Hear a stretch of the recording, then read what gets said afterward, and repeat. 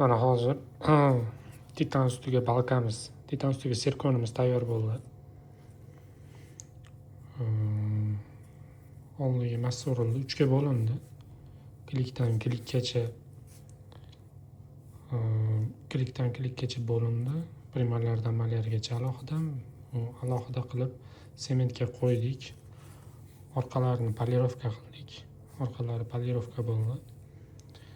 O'zini sirkonda alohida chiqarilgan rezinkalarni rezinka qilib tayyorladik.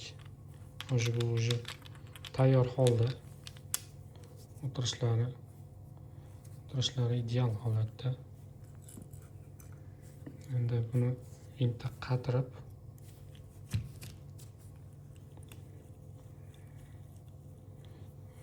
ochib berib yuborsak bo'ldi.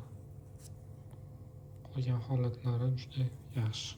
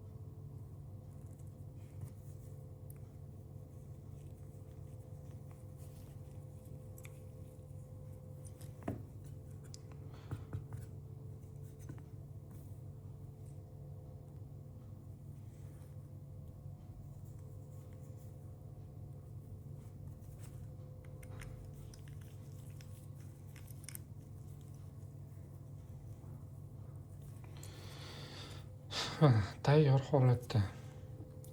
Oldinlari naniseniya qilingan, orqalari anatomiya. Lazer qilib tayyor holatga keltirildi. Uni fotoprotokol qilindi.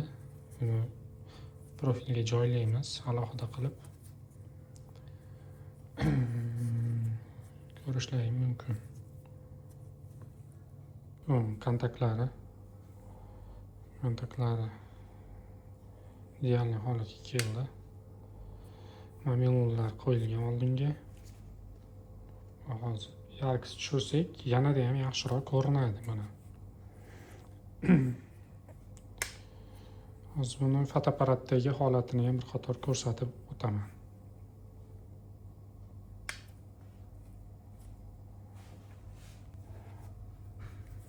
Fotoapparatdagi holatlari. Buni video qilib profilga joylayman mana. Videoda bu qanchalik ko'rindi bilmadim, lekin mamilolari ham juda yaxshi ko'ringan fotoapparatda. Mana ko'rishlaring mumkin.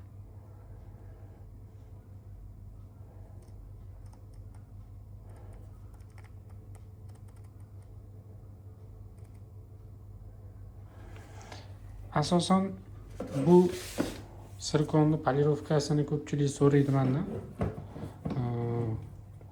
Qaysi rezinkalar orqa tomonni polirovka qilish kerak? Обязательно, sababi ovqat yig'ilishini oldini oladi. Milk bilan juda zo'r kirishadi bu. Shuning uchun ishlatiladigan rezinkalar shu rezinkani ishlataman. Juda ham zo'r. Yana bitta yangi rezinka oldim. Bu ham juda zo'r effekt berdi. Bu ham juda ham zo'r. Gepard ishlataman. Gepard ko'pchilik bilsa kerak. Gepard. Tavsiya qilaman buni. Juda zo'r, bu ham oz qoldi. Kuzatib borishda davom eting.